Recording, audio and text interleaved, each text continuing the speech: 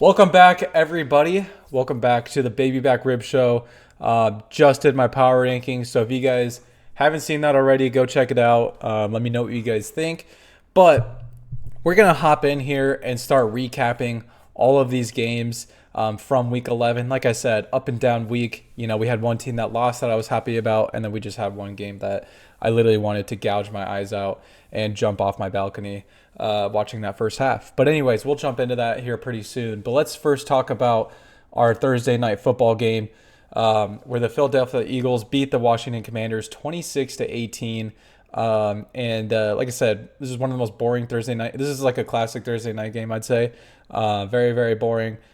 Eagles came away with it in the second half for sure. Jane Daniels had an all right game. Jalen Hurts had an all right game, but Saquon is what sealed the deal for the Eagles here. And of course, another week, another Jalen Hurts goal line touchdown steal. But yeah, I wouldn't say there's too much to take away from this game.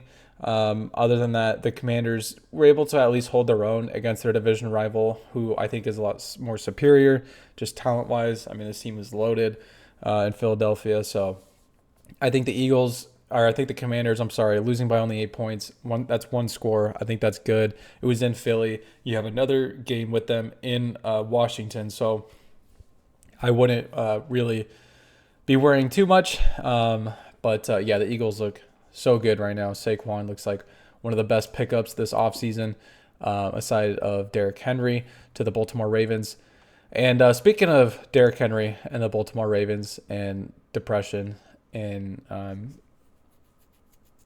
just overall sadness and despair, the Pittsburgh Steelers defeated the Baltimore Ravens 18-16. My goodness, I don't think I've ever seen a game more frustrating in my entire life, and I've been a Ravens fan since fucking ever, like 2010 or something. Oh my gosh, man! You start off the game, and I started watching this game in on my phone because I was going to Safeway, and I had to stop into the gas station at Safeway. So I'm on my phone walking in. I wanted to fucking throw my phone at the cashier because as I'm checking out, Derrick Henry gets peanut punched on the fucking second play of the game. And I wanted to literally kill myself. So it's just tough, man. And then I come home, sit on my couch, and I watched Justin Tucker miss 2 field goals. I watch us literally not know how to play football on the offensive side of the ball, and we wasted, bro. That's the thing. We wasted such a good game from our defense. Like, our defense has been so buns all year, so disappointing. And then this game, dude, they played their hearts out. They played so good against Pittsburgh, especially when the Steelers' offense have been playing so much better than they usually have. And we just wasted such a good game from them. Our offense just didn't know, like I said, forgot how to play football apparently. Because, oh my gosh, man, Ravens are on fraud watch. We're frauds, bro. We're frauds right now because we looked so good. I mean, we beat the Bills. Not only did we beat the Bills, who are 9-2 right now, just beat the Kansas City Chiefs, but we destroyed the Bills. And then we come out and play like this against a division rival. I was talking so much shit before this game. I have so many Steelers fans as friends, and now I gotta wear a fucking Steelers jersey on Sunday at work, and yeah, I don't know, man. I don't know what to do anymore. Being a Ravens fan is pain, and I don't care. I know that the Ravens have been good for like the past 6 or 7 years consistently, but watching them play so well and then come out in the most important games that they need to win, that are satisfying to win, like against Kansas City, against Pittsburgh, and then they just play like this. It is the most frustrating thing ever. And I just don't know if I can do it anymore. I really don't. I'm going to do it still, but I just don't know if I can. But I'm going to, if that makes any sense at all. But this was just a classic Steelers-Ravens game. Aside from that, lots of fighting, lots of shoving, bad blood. But yeah, I don't know, man. I don't know what to do anymore.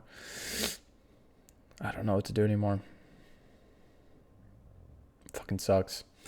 Anyways, let's move on. Let's get out of this. Let's move on to happier things. The Packers still on the Bears apparently, off of a blocked field goal. The Packers beat the Bears 20-19. Caleb Williams, and I said this in my power rankings video, say what you want about Caleb Williams, and let's look at his stats for the year because they're probably not very good, but they're not bad. He just hasn't been throwing touchdowns. It's like the Kenny Pickett experience last year. He hasn't thrown a touchdown in the past 4 games, ever since his 4 touchdown performance against Jacksonville. So since his bye, he has not thrown a single passing touchdown. But he had a really good drive at the end of this game against a division rival. They had like a 4th down conversion as well to get into field goal range, and then it gets blocked. So trust me, Denver fans feel you. It's pain, and it sucks. But I think this Bears team will be good. I think Caleb Williams will be good. I still believe in him, okay? I still believe in Caleb Williams. I just think that it's going to take time. And I think that they kind of rushed it here in Chicago where they're trying to win now with the rookie quarterback. It just doesn't really work like that. And I kind of predicted this at the beginning of the year, not to pull a LeBron here, but I kind of predicted this a little bit because you just don't want to rush things like that. And I think signing all these players, trading for all these players, it doesn't really do much if your quarterback is not developed. Because then what does that do? When you bring in all this talent around your rookie quarterback, what does that do? That just puts more pressure on him to perform. That puts more eyes on him, and just doesn't make it any easier. So I think the Bears were like 1 year too early for doing this. Usually like sophomore or 3rd year, your quarterback's developed. That's when you bring in the talent. That's when you load him with offensive talent. But I just think they did that a little too early. But anyways, let's move on. And oh my gosh, what an absolute ass kicking. Bell to ass the Lions put to the Jaguars, defeating them 52-6 at home. This is not the first time they've done this. I think they beat the Jags 52 to something, the Titans 52-14. Like, yeah, just absolute belt to ass. This team is unstoppable. I'm honestly terrified of this team. Like, I believe at this point that even if the Ravens do play well, they make it to the Super Bowl and they play Detroit. I think, dude, the Lions look insane. And Jared Goff, 24 for 29, 412 yards, 4 tutties, no picks. I don't care if it's against one of the worst teams in the league. That is ridiculous. Jared Goff, perfect passer rating. I feel like fucking John Gruden right now when he was all hopped up on cocaine talking about Jared Goff. That's me right now. Because, yeah, man, this is the type of shit that just gets me going. Mac Jones, absolute ass. Once again, average Mac Jones experience, 17 for 29, 138 yards, and 1 pick. But, yeah, this Detroit team is unstoppable, man. And Amon-Ra St. Brown, so quiet. Like, he's just doing what he's supposed to be doing, but having a really, really good year. Already has 9 receiving touchdowns on the season. But, yeah, not much to say there. Just absolute ass whooping. And then coming into this game, kind of went the way we thought it would go. Tua had a very good game, 280 yards, 3 touchdowns, and 0 interceptions. And yeah, Dolphins beat the Raiders, took care of business. Let's look at the Dolphins schedule, though, instead of talking about this game, because I don't want to talk about the Raiders at all. Although, the one thing I will talk about, Brock Bowers is next up, bro. Brock Bowers might already be the best tight end in the league because... which isn't saying much, but he's been playing really, really good. Let's look at their schedule. So they have New England. That's a winnable game. That's 5-6 right there. They have Packers. That's honestly a winnable game. I'm going to be safe, though. I'm going to go 5-7. New York, winnable game, 6-7. Houston, winnable game with the way Houston's been playing. Well, I can't say that because they just beat the Cowboys by a wide margin. But I think when these two teams match up, that's going to be a good game. It could go either way. I'm going to say 7-7. San Fran, winnable game, 8-7. Cleveland, winnable game, 9-7. Jets, winnable game. So this team could easily be 10-7, 9-8, and sneak into the playoffs with how the AFC playoff picture is looking right now. They just need some losses to the Broncos and the Chargers, Colts. And then moving on, we have an interesting game here where the Patriots only lose by 6. You look at the stat line that Matthew Stafford had, 295 yards and 4 touchdowns, no picks, almost a perfect passer rating, close to a perfect passer rating. You would think that the Rams just blew the Patriots out, just blew their back out. But no, the Patriots lose by 6. Drake May He had a bad pick at the end of the game. I will say that. But you take away that bad pick, and he had a really, really good game. And he's a rookie quarterback. He's going to make mistakes. But I think if you're a New England fan, you are happy with what you see from Drake May. He looks really good. He looks next up. Like I said in my power rankings video, third best quarterback, rookie quarterback in the league right now. And yeah, you love to see it if you're a Patriots fan. But I don't know. I don't think the Patriots are bottom feeders like some of these other teams, like the Jags, the Raiders, the Giants, the Titans. Just because I think that they've been playing at a different level than those teams. They've been able to hang into games, unlike those teams. They haven't really had any blowout losses, like 52-6 yet. So until I see that, I think they're still a solid. I would say a solid team, but they're like a rank above that bottom feeder tier. But yeah, Matthew Stafford playing great football. Puka, Cooper Kupp going off. And when those two play, this team is so much better. So I think if you're a Rams fan, I could see them going into the playoffs this year. Coming in, or I'm sorry, our next game. I just did my power rankings video. Sorry. The New Orleans Saints defeat the Cleveland Browns 35-14. I don't think that people have been talking about how good the Saints have been playing since Derek Carr came back, but this was definitely the Taysom Hill game. 20 yards per carry. I picked up Taysom Hill an hour before these games started. That dude went off 45 points, won me my fantasy league and my $100 buy-in league. So appreciate that, Taysom Hill. Thank you for everything. Yeah, 3 tutties, 8 catches for 50 yards. This was just the Taysom Hill legacy game, the random 50-point game that he has. And it came at a great time in their season because their season's still salvageable. I just don't think in the NFC right now that they would be able to sneak into the playoffs. But they're playing fun football, and they blew out the Browns for sure. Now on the Browns side, Jameis Winston, almost 400 yards passing, 2 tutties and 0 picks. Great game from him. Nick Chubb had a decent game, 4.5 yards per carry. That's better than what he's been trending. And the Jerry Jeudy had a breakout game, probably a career game for him. I don't really know if he's ever had any games this good. I don't know, to be honest with you. I haven't really been paying attention to those Broncos years where he was over there. But yeah, this was just, and then MVS randomly getting 2 catches, 87 yards and a touchdown, looking like Rashid Shaheed out there for them. But this game looked close, and then all of a sudden it just went haywire in the fourth quarter. Taysom Hill just went ham on the Browns. But yeah, you love to see it with Derek Carr coming back. I'm a Derek Carr fan, honestly. I like the guy. I feel like he's got a lot of unnecessary hate, but anyways, let's move on.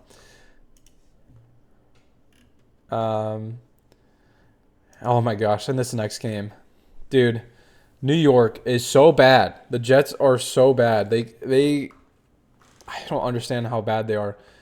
This is like one of those teams that they just thought that, and they just fired their GM, so it's ironic I'm saying this. But this is one of those teams that just thought, they took the Madden approach, the Madden rebuild approach, and just traded for like every big name star. I guess not every big name star, but like Devontae Adams, Aaron Rodgers, and thought their team would be good. And yet it hasn't been good at all. They're 3-8. Aaron Rodgers just looks so mid. Breece Hall at least had a nice game, so that that's good to see from him. But I don't understand. I can't explain it. I'd have to like watch every Jets game. I don't pay attention to the Jets that hard to be able to explain why they've been this bad. But I just don't know. It's so weird. You would not think that they'd be 3-8. They're tied for bottom of their division with New England, and New England already beat them. So, well, they're at a game apiece. So you can argue what you want. New England was most recent. I'm going to say New England's third. New York is fourth. I mean, it's brutal. It's brutal for Jets fans. I'm sorry. I was just complaining about being a Ravens fan. You guys definitely have it worse. So I do apologize. I'll take that back. But Anthony Richardson, hey man, coming back in 20 for 30, 272 passing yards and a tutty. I'll take that on the passing side. Then on the rushing side, he has 2 touchdowns, absolutely leveled, and I don't even remember his name. The Jets corner to get in. Love to see it. Jonathan Taylor just needs to pick it up. 2.4 yards per carry. My goodness, I don't know if that's his fault or if they just weren't opening lanes for him. Didn't watch this game whatsoever, But yeah, Josh Downs having a good game against this tough Jets secondary, um, which we love to see for fantasy purposes. But other than that, I have nothing else to say other than Anthony Richardson is back, confidence is back, and the Jets suck. So let's move on. And speaking of sucking, oh my goodness, Michael Penix Jr. came in to an absolute game of sucking. Bo Nix, the Falcons were giving Bo jobs to the Broncos here in this game because, my goodness, man, this is belt to ass. This might be worse than the Lions and Jaguars game, which I know was a much bigger margin, but this game should at least be close. But 38-6. 38-6. Just take that into consideration. You're talking about Kirk Cousins. You're talking about the Atlanta Falcons, who've looked so much better this year than last year. And the Denver Broncos, who have a rookie quarterback, no receivers, what looked like one of the worst running games in the NFL, especially towards the beginning of the season. And they also got boat raced by the Ravens not too long ago. And you lose 38-6. That's just disappointing for the Falcons fans, for their coach, who I think is already on the hot seat. Because how are you losing these games, especially like this game? How do you lose this game this bad? I can't explain this one either. But what I can say, Bo Nix is Himothy. He is the next fucking Broncos Drew Brees light. And honestly, I love to see it. Bo Nix was like one of the quieter guys coming into the draft. Didn't really talk. Didn't really hear much from him. A lot of haters, honestly, just because he was like 30 years old at Oregon. And yeah, this dude's playing lights out. Had a rough start to the year, but ever since then, he's had like 12 touchdowns and 2 picks or something like that. Like, he's playing absolutely bonkers. Javonte Williams had a nice game. Cortland Sutton, and he was spreading the ball throughout this receiving core. He was spreading the Falcons' legs throughout this game. And yeah, what a game. What a game. Anyways, let's move on to this next game. Another weird win. This was just the week of weird wins. Unexplainable wins, right? The Seahawks beat the 49ers 20-17. Geno Smith says night-night to the San Francisco crowd after throwing no touchdowns, which is just crazy. But you know what? Geno Smith can fucking do that because he's Geno Smith. And that is the Geno Smith experience. That is the Seahawks experience in general this season. Where I don't even know. I don't even know where to rank them, what to say about them. I don't know if they're a good team. I don't know if they're a lucky team or if they're a bad team. But they're there. They're in the NFL. They're playing football. And you love to see it. JSN getting targets, getting yards, getting catches. Love to see it. Have him in fantasy. Sitting on my bench though, but that's okay. But yeah, Brock Purdy did not have a good game whatsoever. 159 yards, 1 touchdown, 1 pick, which is surprising because the consensus is that Brock Purdy plays a lot better. This 49ers offense in general plays a lot better when McCaffrey is back in, but McCaffrey comes back, and it was just very disappointing. And yeah, I mean, there's not really much else to say about this game other than the Seahawks got a crazy, weird win in a weird week, and they lucked out. But maybe the Seahawks are good. Maybe the Seahawks are elite. Okay, I don't know. I don't really know what to say anymore in the NFL. But what I do know is that the Bills are definitely better than the Chiefs because they beat them 30-21. ESPN, who had them over the Chiefs in their power rankings, makes no sense. But Patrick Mahomes turning the ball over this year, like Jameis Winston, looking like the next Jameis Winston out there. And his picks are bad, man. Those picks were bad. Okay? I know he had some good touchdowns. He did throw for 3 touchdowns. I'll give him that. But he threw some critical interceptions here. Josh Allen looking like the better quarterback. That 4th down run was just, dude, it just gets me hyped, man. I wanted to run through a wall when I saw that. And yeah, you love to see it. You love to see this. This is exactly what happens though. The Bills beat the Chiefs in the regular season, or some team beats the Chiefs in the regular season, and then the Chiefs just outplay them in the playoffs. So hopefully that isn't the case this year, but it probably is. Knowing the Chiefs' dark magic here that they're going to work, especially in the postseason. But you had Amari Cooper coming out after the game, saying he's never felt joy winning games like this, giving the big old fucking middle finger to the Browns for taking him to the playoffs last year. Middle finger to the Raiders. That's acceptable. That's given. And the Cowboys. Honestly, all three of those teams, that's given. But now he's on the Bills. This team looks really good, and did not think they'd be 9-2 at this point in the season. It's absolutely ridiculous. But yeah, Bills beat the Chiefs 30-21, and Chiefs are about to be 9-2 after their matchup next week against Carolina. Anyways, moving on. Let's see here. Okay, we're gonna hop into our Sunday night game.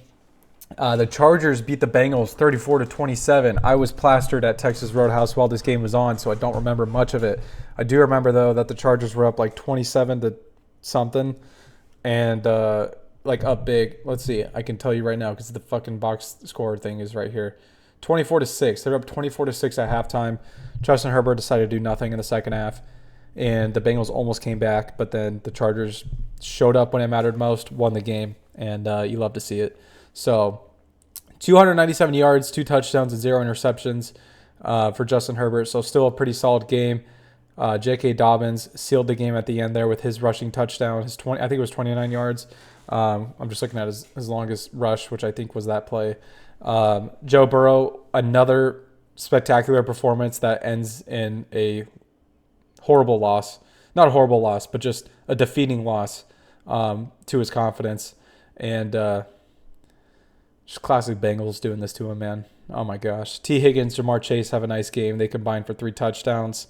And Ladd just going off again, having a great year. Ladd McConkey is having an amazing year. And if all these quarterbacks weren't going off, probably would be front runner for Offensive Player of the Year, to be honest. Or Brock Bowers. But, Brock Bowers has been going off. I don't know if tight ends ever win that award. They should. Tight ends are people too. But who knows? But I will say, with this Chargers victory, not only are the Chargers not charging anymore and blowing leads, but you know what this proves? The Chargers have fans. Because what I've heard is that SoFi Stadium has never been this loud than this Sunday night game against the Bengals. That's just what I've heard through the grapevine. So this game actually proves that the Chargers have fans. Love to see it. Good things to come with Jim Harbaugh. That's just the effect of Jim Harbaugh in LA there. And then let's jump into this Monday night game. Don't really want to talk about this game too much because there's not really much to talk about other than the Jerry Jones is the worst owner in the NFL. I don't know if he's worse than fucking David Tepper for the Panthers. Don't even know if I'm saying his name right. Don't care, honestly. But Jerry Jones is horrible. He's very bad. And I remember I was watching the Jake Paul and Mike Tyson fight, right? And obviously the fight was held at AT&T Stadium, and they had Jerry Jones on in between one of the fights talking about, I don't know, he was yapping about something, I don't remember. And I remember my girlfriend, she's got a soft spot for old people, so she was like, "Oh," and I was like, no. Jerry Jones does not deserve an awe. He does not deserve any form of caring whatsoever. This dude does not care about his team. He does not care about his stadium. His stadium is literally falling apart. The sun is getting in his players' eyes. He's too cheap to get fucking curtains. Yeah, it's brutal in Dallas. I would not want to be a player for Dallas right now or Carolina because those two owners are shitheads. But other than that, CJ Stroud doesn't even have a good game. This defense just shows up and makes this Cowboys offense look really, really bad because they are. Cooper Rush does have 354 yards, which is so random. But yeah, just absolute dysfunction in Dallas right now. Mike McCarthy, don't even know how that dude still has a job. I know Dak is out. Doesn't matter. They were bad before Dak was out. Yeah. Shit show in Dallas right now. And that's what I'm going to leave this video with. Thank you guys so much for watching. Like I said, up and down week, weird week for sure. What do you guys think was your biggest takeaway from this week? What was your most favorite game? And what did you guys like the most about this week? Other than Pittsburgh being Baltimore, because I don't want to hear about that. But I'll see you guys in the next one. Thank you guys so much for watching. Thank you guys so much for tuning in. Make sure to subscribe if you haven't already. Like this video. I appreciate all of the support. Me and Cole both do. Cole is going to upload a video kind of looking ahead at the next week, looking at the next matchups, seeing how they could go, and predicting the outcome. So stay tuned for that. I will see you guys in the next one. Later.